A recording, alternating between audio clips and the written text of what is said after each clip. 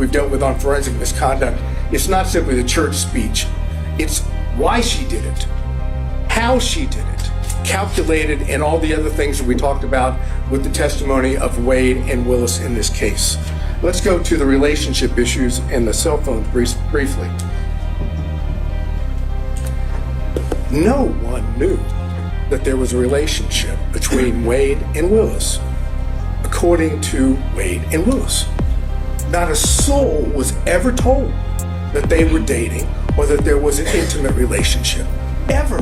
They concealed it from all parties, from Daddy. Daddy didn't even know they had a relationship.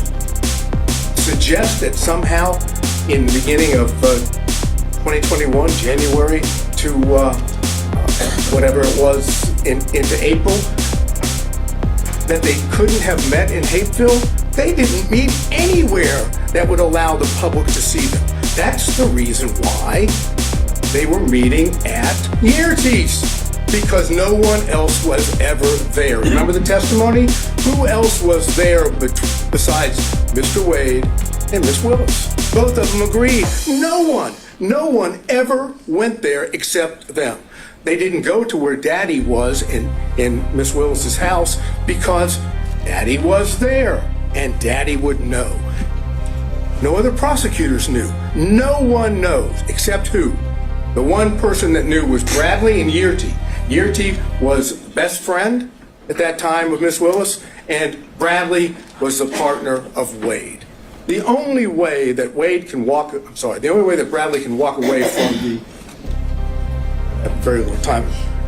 So I'll skip that. Let's go to something. Motive. That's an issue. Whose motive in this case is the strongest? Fani Willis, Nathan Wade. Because if they testify truthfully on every point, what happens if the relationship started before November 1st? They get disqualified. Who has the best motive of anyone to lie? They do. Who has the most at stake to lie? They do. Who wants to stay on this case for whatever the financial reason may be? They do. And thank you, Mr. Sadow. Thanks for watching. If you like it, comment and hit the like and share buttons. Subscribe for future videos.